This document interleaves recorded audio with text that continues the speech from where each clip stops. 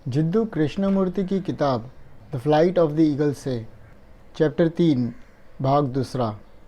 हम में से अधिकांश अपने जीवन को ज्ञान, मनोरंजन के साथ, आध्यात्मिक आकांक्षाओं और विश्वासों के साथ भरने की कोशिश करते हैं, जो कि जैसे हम देखते हैं उसका बहुत कम मूल्य है।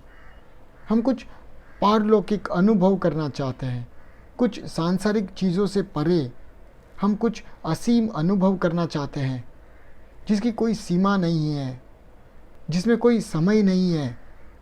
कुछ असीमित अपार चीज़ के अनुभव के लिए अनुभव के निहितार्थ या इम्प्लीकेशंस को समझना होगा। हम अनुभव चाहते ही क्यों हैं? कृपया स्पीकर जो कह रहा है उसे स्वीकार या अस्वीकार ना करें, बस इसकी जांच करें।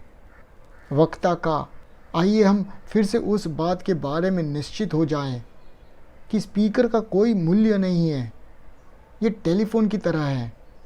आप टेलीफोन का कहना नहीं मानते हैं, टेलीफोन के पास कोई अधिकार नहीं है, लेकिन आप बस इसे सुनते हैं। यदि आप ध्यान से सुनते हैं, वहाँ है स्नेह, समझौता या असहमति नहीं, लेकिन वहाँ है मन की एक गुणवत्ता जो कहती है आइए देखें कि आप किस बारे में बात कर रहे हैं, आइए देखें कि क्या इसका कोई मूल्य है, आइए देखें कि क्या सच है और क्या है असत्य। स्वीकार या इनकार न करें, लेकिन निरीक्षण करें और सुने। न केवल जो कहा जा रहा है, बल्कि आपकी प्रतिक्रियाओं को भी, आपकी विकृतियों को।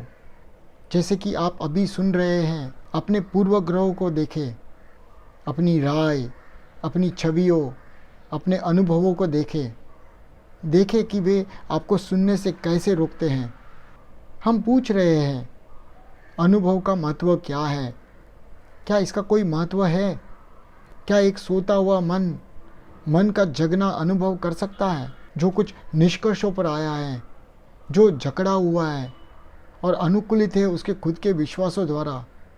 क्या अनुभव उस मन को जगा सकता है, उस सारी संरचना को चकनाचूर कर सकता है? क्या ऐसा मन जो इतना अनुकूलित है, अपनी असंख्यक समस्याओं और निराशाओं और दुखों के बोझ तले दबा हुआ है, क्या यह किसी चुनौती का जवाब दे सकता है? क्या यह कर सकता है ऐसे? और अगर यह प्रतिक्रिया करता है, तो क्या प्रतिक्रिया अपर्याप्त नहीं होगी और इसीलिए अधिक संघर्ष की तरफ ले जाएगा? हमेशा व्यापक, गहन, पारलौकिक अनुभव की तलाश करना, ये वास्तविक सच्चाई जो है से दूर भागना है। और यह हम स्वयं ही तो है, यह हमारा खुद का अनुकूलित मन ही तो है। एक मन जो असाधारण रूप से जागरूक है, बुद्धिमान है, मुक्त है। उसको किसी भी अनुभव की आवश्यकता क्यों है? उसके पास कोई अनुभव क्यों होना चाहिए? प्रकाश है। यह अधिक प्रकाश की नहीं करता मांग, अधिक अनुभव की इच्छा वास्तविकता में जो है से दूर जाना है। यदि हम इस अनंत खोज से मुक्त हैं, कुछ असाधारण अनुभव करने की इच्छा और मांग से मुक्त है, तो हम ये पता लगाने के लिए आगे बढ़ सकते हैं कि ध्यान क्या है। वह शब्द जैसे प्यार, मृत्यु, सौंदर्य, खुशी, ये शब्द इतना भरा हुआ है। बहुत सारे स्कूल हैं जो आपको ध्यान करना सिखाते हैं, लेकिन यह समझने के लिए कि ध्यान क्या है, हमें ईमानदारी और नैतिक आचरण की नींव रखनी होगी।